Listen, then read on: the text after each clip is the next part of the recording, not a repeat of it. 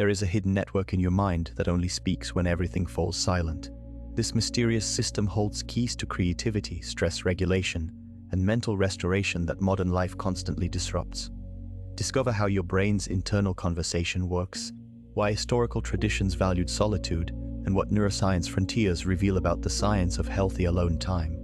Learn to design technology-resistant quiet spaces where your default mode network can finally speak its wisdom. Imagine a health crisis affecting 1 in 4 people globally. Researchers call this the silent pandemic, a sweeping epidemic of loneliness reshaping modern society. Recent studies from Harvard University reveal that 36% of all adults report serious loneliness across numerous countries. The World Health Organization now classifies loneliness as a critical public health threat, comparing its mortality impact to smoking 15 cigarettes daily. This is not merely about feeling occasionally sad. This deep social isolation rewires our brains and bodies in profound ways. Scientists trace this epidemic to fundamental shifts in how we live and connect. Where past generations often lived in multi-generational households and tight-knit communities, contemporary life fosters independence at a cost. People frequently relocate for work, living far from family support systems. Digital communication replaces face-to-face conversations, creating what psychologists call connection without depth. Social media offers the illusion of community while often leaving users feeling more isolated after use. It is like having a feast laid before you but being unable to taste any of the food. Historical comparisons highlight the uniqueness of this modern isolation. For most of human history, survival depended on close tribal and village bonds. Loneliness was typically a brief, situational experience. Today, chronic loneliness has become a baseline state for millions, even in densely populated cities. This shift is not just cultural. Neurological studies show the brain interprets prolonged social isolation as a physical threat, triggering chronic stress responses. The brain's alarm system remains constantly activated, which is akin to leaving a car engine running indefinitely. This relentless state wears down both mental and physical health over time, creating a feedback loop where anxiety makes genuine connection even harder to achieve. The silent pandemic, therefore, is not an individual failing but a systemic challenge demanding a collective solution. Understanding how this biological alarm system became so dysregulated requires examining the very neural architecture designed for human connection. Our brains come equipped with a sophisticated social radar, a biological system fine-tuned over millennia to connect with others. This neural machinery, rooted in our evolutionary past, treats social bonds as a fundamental necessity for survival.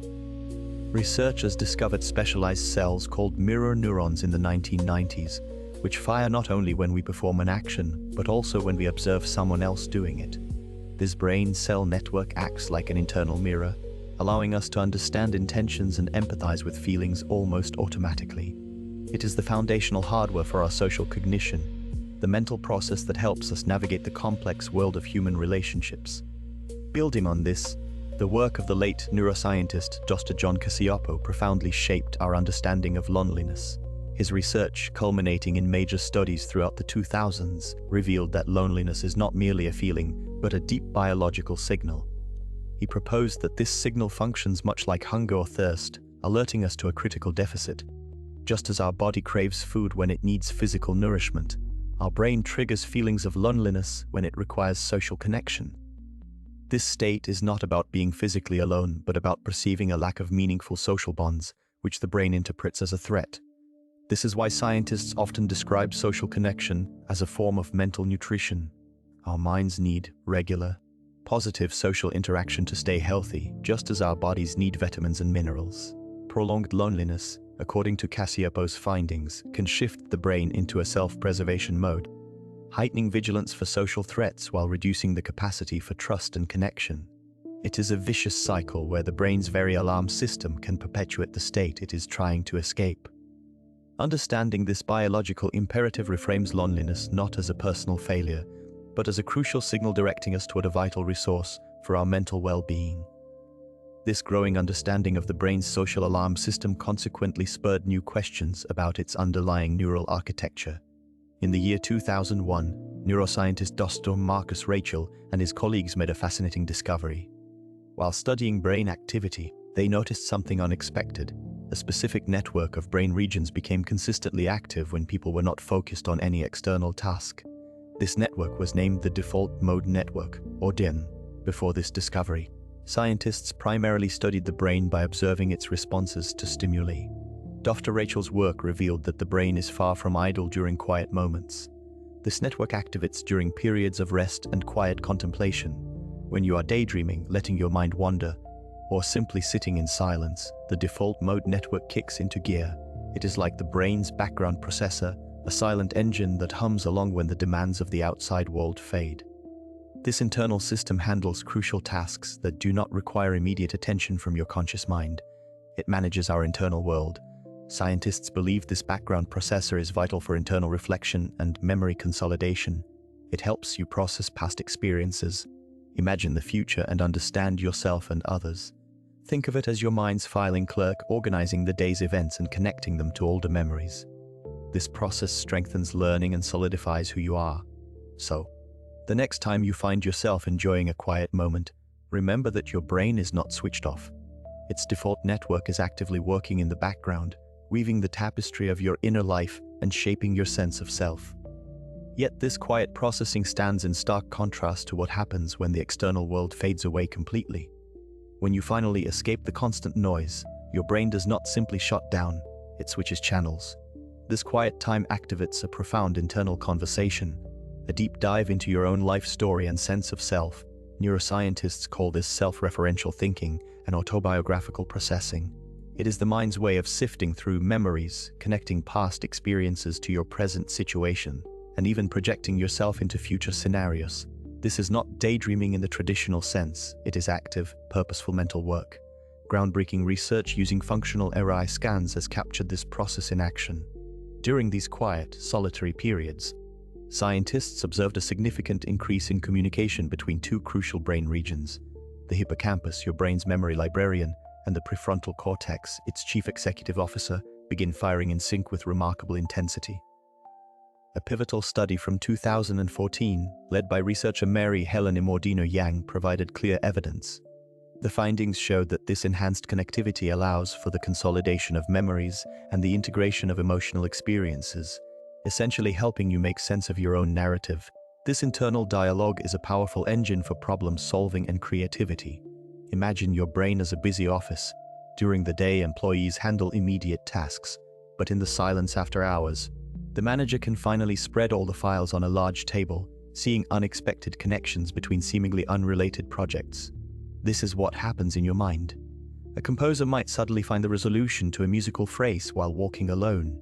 An engineer, stuck on a design flaw, has the breakthrough not at the desk but during a quiet moment of reflection. The brain, free from external demands, recombines old ideas into novel solutions, turning solitude into a strategic advantage for innovation. This process underscores that true creativity often requires stepping away from the crowd to listen to the vital conversation already happening within. This natural creative process sparked scientific curiosity about why such mental breaks prove so restorative, leading researchers to explore the underlying mechanisms. The attention restoration theory offers a compelling explanation for why quiet moments feel so rejuvenating. Psychologists Rachel and Stephen Kaplan developed this concept in the 1980s. Their research revealed that our capacity for focused or directed attention is a finite resource. This is the mental effort we use to concentrate on tasks, ignore distractions, and maintain self-control throughout our busy days. Just like a muscle, this faculty can become fatigued. The theory suggests that quiet, peaceful environments provide the perfect conditions for this mental muscle to recover. When we are in a calm setting, our brains can switch into a different mode called involuntary attention. Here, our mind gently engages with our surroundings without any demanding effort. It is like letting a muscle rest after an intense workout. This mental rest allows the neural pathways responsible for directed attention to replenish their energy. Imagine your focus is like a battery powering a bright flashlight. After prolonged use, the battery drains and the light dims. Spending time in silence is akin to plugging that battery into a charger. The Kaplans found that natural settings are particularly effective, but any quiet space can facilitate this process. This restoration is not passive, it is an active biological process that rebuilds your cognitive resources. By giving your brain these essential quiet periods, you are essentially allowing it to reset, leading to improved concentration and mental clarity when you return to your tasks. This is why a quiet walk or simply sitting in silence can make you feel refreshed and ready to focus again. But this mental reset does more than just restore focus. It can unexpectedly open the door to entirely new ways of thinking. True creative breakthroughs rarely arrive during frantic effort. They emerge in quiet moments of solitude when the conscious mind relaxes its grip. This phenomenon, the sudden aha moment, is not magic but a distinct cognitive process. Scientists observe that stepping away from a problem allows the brain to work on it subconsciously, connecting distant ideas in novel ways. This mental incubation period is where genuine insight is born. Research by Dr. Jonathan Schooler at the University of California, Santa Barbara provides compelling evidence. His experiments reveal that engaging in undemanding tasks after intense problem solving significantly boosts the chance of a breakthrough. The brain, freed from focused attention, enters a diffused state of thinking. It quietly restructures the problem, allowing hidden connections to surface. This is not idleness, but a different form of productive work, an unconscious incubation essential for creativity. History offers iconic examples of this principle in action. The ancient Greek thinker Archimedes famously experienced his eureka moment not at his workbench, but while relaxing in a bath. The solution to a complex problem of density and displacement surfaced when his mind was at ease. Centuries later, a young Isaac Newton was forced into solitude during the Great Plague of 1665. His quarantine, a period of immense isolation, became his year of wonders. It was during this quiet time that he developed his revolutionary theories on calculus, optics, and the laws of motion. These stories are not mere coincidences but illustrations of a fundamental truth. The brain uses solitude to untangle complex knots. When we stop consciously wrestling with a challenge, our subconscious intelligence takes over. It sifts through information, discards unhelpful paths, and forges new links. The resulting insight feels instantaneous, a flash of clarity that changes everything. This is the ultimate power of quiet contemplation, transforming silence into our most creative collaborator. But what happens when this creative sanctuary is invaded by a persistent, unwelcome guest? When loneliness becomes chronic, the brain activates its ancient survival systems as if facing physical danger. The body's stress response goes into overdrive, flooding the system with cortisol. This hormone, essential for short-term emergencies, becomes corrosive when constantly elevated. It is like an alarm bell that never stops ringing, keeping the entire body in a state of high alert without any real threat present.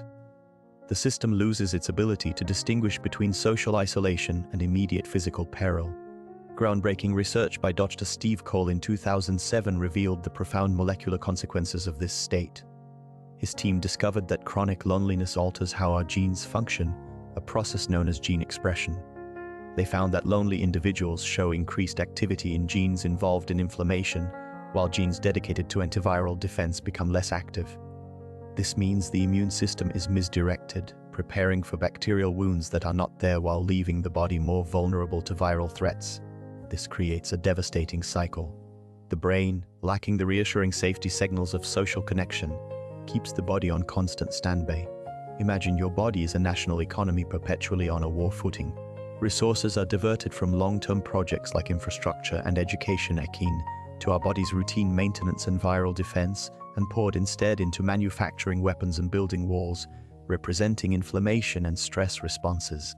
This state, meant for brief crisis, wears down the system from the inside, accelerating aging and increasing susceptibility to a host of diseases. The silence of loneliness, it turns out, is anything but quiet for the human body. Yet this internal erosion manifests in surprisingly specific ways, moving beyond general wear to target the body's most vital systems.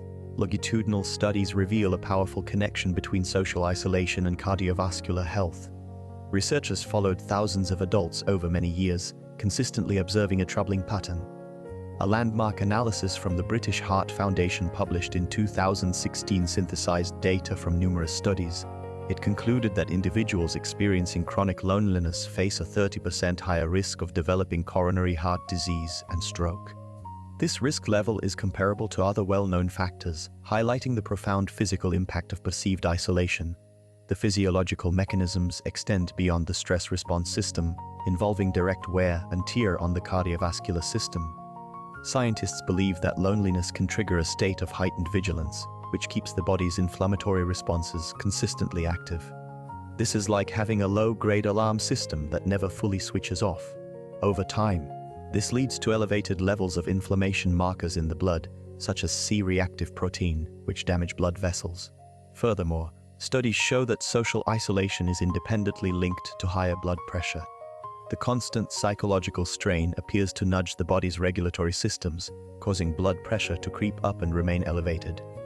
This combination of increased inflammation and sustained high blood pressure creates a perfect storm, accelerating atherosclerosis, the hardening of the arteries. This process quietly increases the risk for serious cardiac events over a person's lifetime. Yet this familiar pattern of psychological stress now manifests in a surprising new arena. The social media paradox presents a modern psychological puzzle. Digital platforms promise unprecedented connection, yet researchers observe a troubling correlation. As online interactions increase, genuine feelings of social fulfillment often decrease. This creates a profound tension between our digital lives and our human needs. We are more connected than ever before, yet loneliness reaches epidemic proportions in many societies. Studies from the Massachusetts Institute of Technology illuminate this inverse relationship. Their research, conducted over the past decade, consistently shows that high usage of social networking sites correlates with lower reported life satisfaction. One landmark study from 2016 analyzed data from over 5,000 participants. It found that receiving likes and comments provides a short-term dopamine boost, similar to other positive social stimuli. However, this digital validation fails to create the deep, psychological security of a face-to-face conversation. The brain's reward system is teased, not nourished. Scientists describe this experience as consuming social fast food. It is immediately satisfying and engineered to be craveable, much like a sugary snack. You scroll, you like, you comment, and you feel a momentary sense of belonging. Yet, this interaction is nutritionally empty for the psyche. It lacks the essential ingredients of true human connection, sustained eye contact, the subtle nuance of tone, and the comfort of physical presence. You are left feeling full but malnourished, having consumed empty social calories that do not sustain emotional well-being.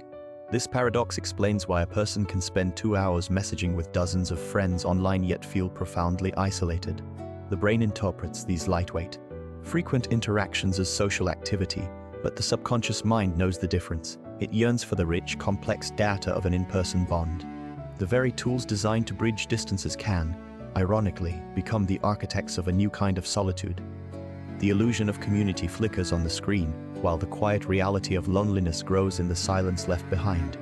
This manufactured solitude, in turn, creates a fertile ground for a deeper cognitive consequence. Our brains possess a remarkable capacity for consolidation, a quiet process where daily experiences are sorted and transformed into lasting memories. This essential mental housekeeping, however, is being systematically disrupted by what scientists call the constant stimulation trap. Modern technology, with its endless stream of notifications and on-demand entertainment, creates an environment that actively prevents these necessary quiet periods. Researchers have found that the brain's default mode network, a web of interacting regions, becomes most active during these moments of wakeful rest. It is during this downtime that we connect ideas and foster creativity. The core of this trap is a neurological addiction to alerts. Each ping from a smartphone delivers a small hit of dopamine, the brain's reward chemical. This conditions us to seek out constant external validation and information, effectively training our brains to fear boredom. A pivotal study from 2016 demonstrated that the mere presence of a smartphone, even when face down and silent, can reduce available cognitive capacity. This phenomenon is akin to having a demanding, low-level task running continuously in the background of a computer, draining its processing power. The consequence is a measurable erosion of our attention span, making deep, focused work increasingly difficult to achieve. This is where the philosophy of digital minimalism, championed by computer scientist Dr. Cal Newport, offers a powerful antidote. He argues for being highly selective about which technologies we allow into our lives, using them with clear intention rather than accepting whatever defaults the market provides. The neurological benefits of this approach are profound. By intentionally creating spaces of silence and disconnection, we allow the default mode network to activate. This is not wasted time. It is when the brain performs crucial tasks like solidifying learning and problem solving. Think of it as a necessary defragmentation for the mind, organizing scattered information into a coherent whole. Adopting such practices can help reclaim the cognitive space needed for innovation and mental clarity, breaking free from the stimulation trap that keeps our brains in a perpetual state of reactive distraction.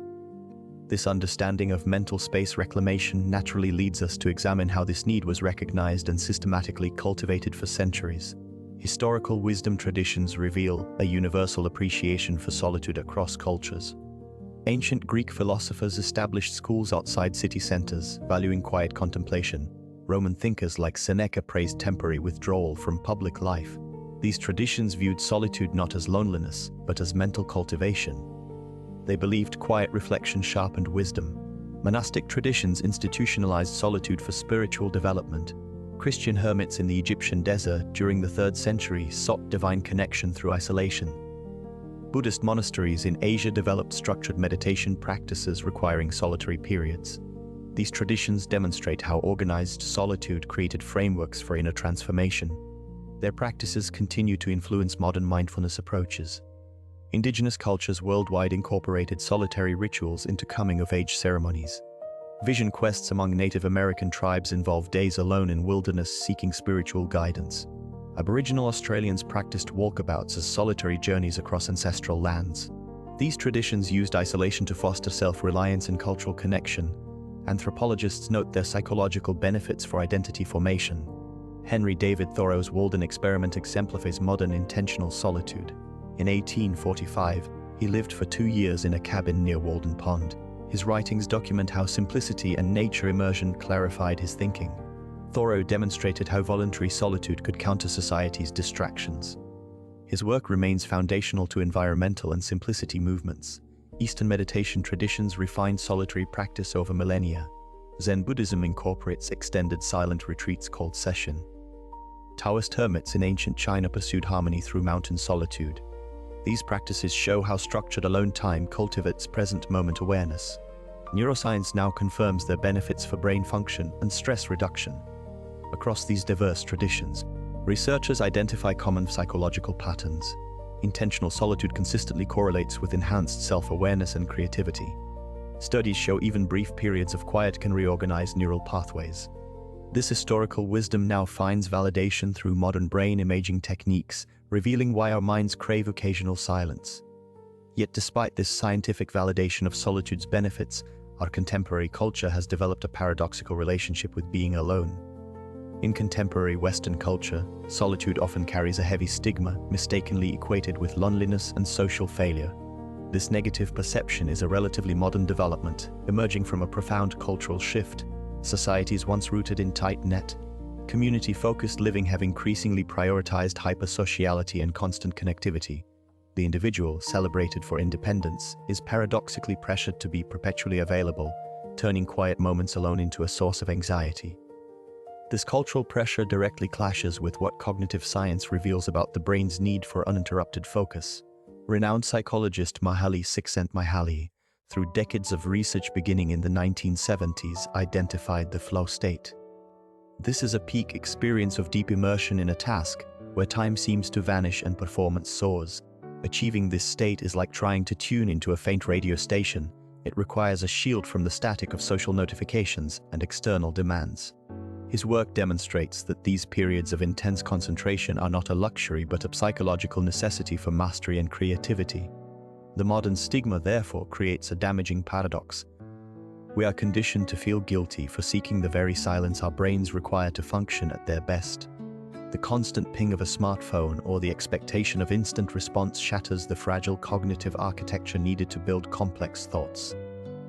This cultural aversion to being alone inadvertently sabotages our potential for profound insight and innovation, leaving our minds in a perpetual state of distracted underperformance. We are socially connected yet cognitively fragmented. But what if the very antidote to this cognitive fragmentation lies in reclaiming moments of quiet, not as a luxury, but as a biological necessity? Science reveals that our brains require quiet solitude just as our bodies need rest. Researchers have found that even brief periods of alone time can reset our nervous systems and improve cognitive function. The key is to integrate what scientists call micro-solitude practices into our daily routines. These are small, intentional moments of quiet that yield significant mental benefits without requiring large time commitments. One powerful strategy is establishing a morning quiet time. This involves waking up just 10 to 15 minutes earlier to sit in silence before the day begins. Neuroscientists have observed that this practice can lower cortisol levels, the primary stress hormone. Think of it as a system reboot for your mind, similar to restarting a sluggish computer. This quiet window allows the brain's default mode network to activate, which is crucial for creativity and memory consolidation. Another effective technique is scheduling a daily digital detox hour. A landmark study from 2016, led by psychologist Dr. Ethan Kross, demonstrated that constant digital connectivity increases anxiety. Designate 1 hour each evening where you disconnect from all screens. During this time, you might read a physical book or simply sit with your thoughts. This practice gives your prefrontal cortex, the brain's executive center, a much-needed break from the relentless stream of information. Incorporating a daily nature walk is a third accessible method. Studies from Stanford University in 2015 showed that a 50-minute walk in a natural setting, as opposed to an urban one, decreased activity in the subgenual prefrontal cortex, a brain region linked to rumination. You do not need a forest, a local park will suffice. The goal is to walk alone and without headphones, allowing your senses to absorb the natural environment. This acts like a soft reset for your attention, washing away mental clutter. Researchers suggest starting with just 5 to 10 minutes for any of these practices. Consistency is far more important than duration. Over time, these small investments in solitude can build profound mental resilience, sharpen focus, and foster a greater sense of inner peace. The science is clear. Gifting your brain moments of silence is not a luxury, but a necessity for optimal functioning. But what happens when we emerge from that silence, and how do we know the right balance for our own minds? Finding your personal equilibrium between social connection and solitude is less about a universal formula and more about understanding your unique psychological wiring. Research confirms that individuals possess distinct social batteries, largely influenced by personality. For instance, psychologists discovered that introverts often require more solitary time to recharge their mental energy compared to extroverts, a concept popularized by Carl Jung in the early 20th century. This is not a flaw, but a fundamental feature of human diversity. Imagine your need for solitude as a personal thermostat.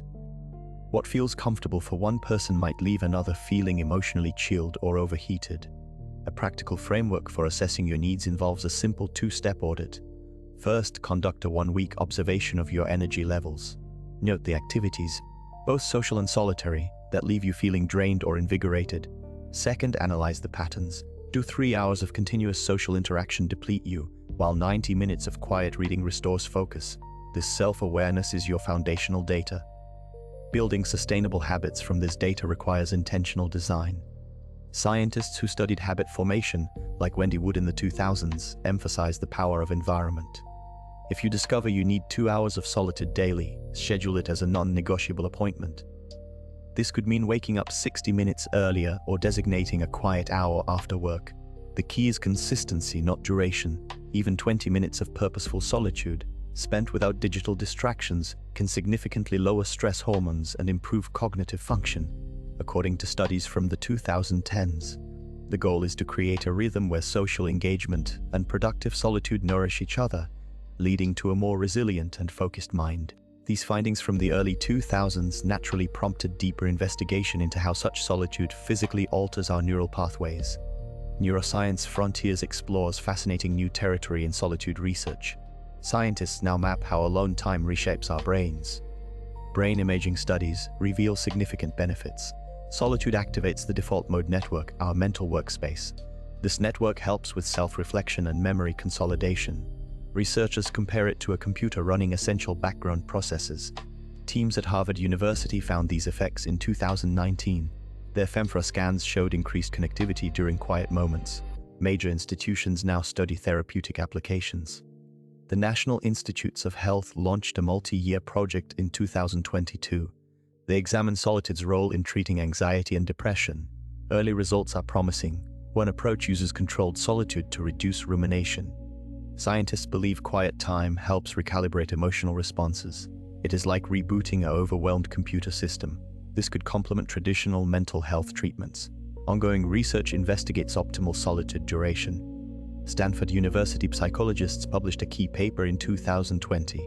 They discovered even brief periods of silence boost creativity. Participants solved complex problems 20% faster after quiet time. Another study from Cambridge in 2023 links solitude to improve decision-making. The prefrontal cortex shows enhanced activity, similar to a muscle recovering after rest. Future directions include personalized solitude protocols. The Max Planck Institute develops non-invasive brain stimulation techniques.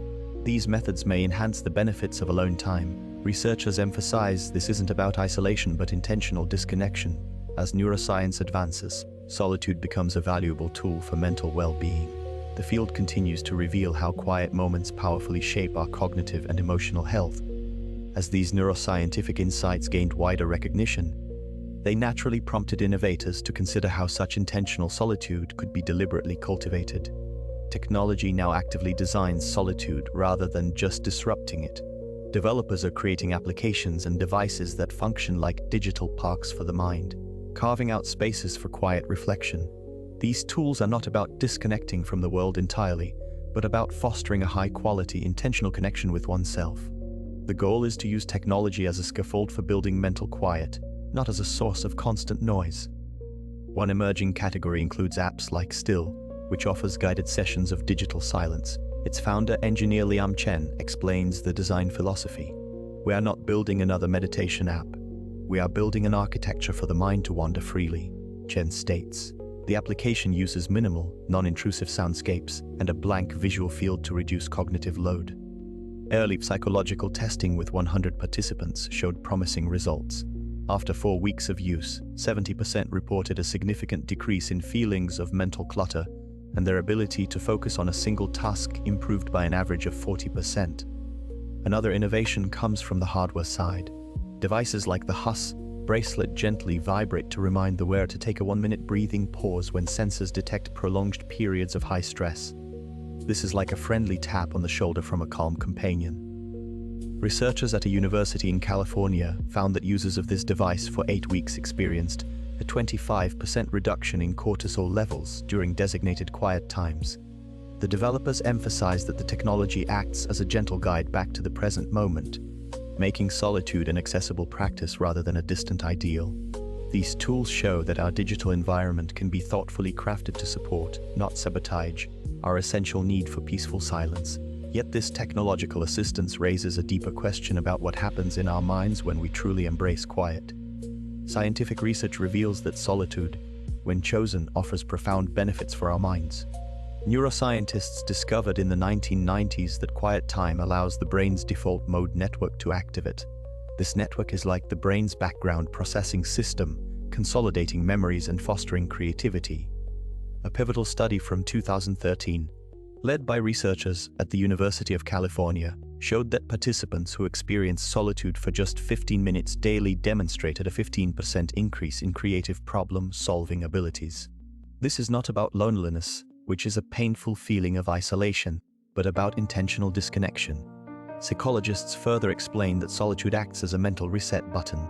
It lowers cortisol, the primary stress hormone, giving our cognitive resources a chance to recover. Imagine your attention is like a muscle. Constant social interaction tires it out. Solitude provides the necessary rest. Another key study from 2017 involving over 1,000 adults found that those who regularly engaged in quiet reflection reported significantly higher levels of life satisfaction. They were better at regulating their emotions and felt more in control of their daily lives. The practical takeaway is clear. Integrating small pockets of solitude into your day, even for 10 minutes, can be transformative. It is not about withdrawing from the world, but about recharging your mental batteries. By understanding this crucial distinction between loneliness and productive solitude, we can harness quiet moments to enhance our mental clarity, emotional resilience, and overall well-being. The science confirms that giving your brain this space is not a luxury, but a necessity for a healthy, functioning mind. But what specific neurological changes occur when we consistently embrace this quiet space? As we conclude this exploration, integrating intentional solitude becomes not just beneficial but essential for thriving in our hyperconnected era. Long-term studies reveal that regular quiet time fundamentally reshapes brain connectivity. Neuroscientists observed in 2018 that individuals practicing daily solitude showed enhanced activity between the prefrontal cortex and the default mode network. This is like upgrading your brain's internal conference call system, allowing different regions to communicate more effectively. This neurological remodeling directly fuels our creative capacities and problem-solving skills, providing the mental space where novel connections can form away from external noise. The advantages extend deeply into emotional health. Psychologist Mihaly Csikszentmihalyi's work on flow states, developed over several decades starting in the 1970s, demonstrates that solitude is a primary gateway to this peak experience. It is in these quiet moments that we learn to regulate our emotions, processing them without distraction. This practice builds a robust inner stability, making us less reactive to the digital world's constant demands. The result is a calmer, more centered self, capable of navigating life's complexities with greater resilience. Ultimately, this is a quiet revolution for personal and collective well-being. In a world saturated with sound and stimulus, reclaiming silence is a radical act of self-care. It is about consciously designing pockets of peace within our daily routines, turning a commute into a reflective journey, or dedicating just 10 minutes each morning to stillness. By valuing and protecting these quiet spaces, we do not withdraw from society. We return to it more creative, compassionate, and whole, seeding a future where both individuals and communities can flourish. Our journey into the science of solitude comes to an end. We've explored the brain's internal conversation and the discovery of the default mode network. The mental restoration theory explains how quiet moments fuel creativity and insight. We touched upon the stress response system and its connections to heart health, contrasting the social media paradox with the constant stimulation trap. Understanding historical wisdom traditions helps us see the modern stigma of being alone. Embracing quiet for growth through micro-solitude practices allows for balancing social and solitary life. These neuroscience frontiers reveal the science of healthy alone time. Subscribe to our channel to not miss new episodes. See you in the next episodes.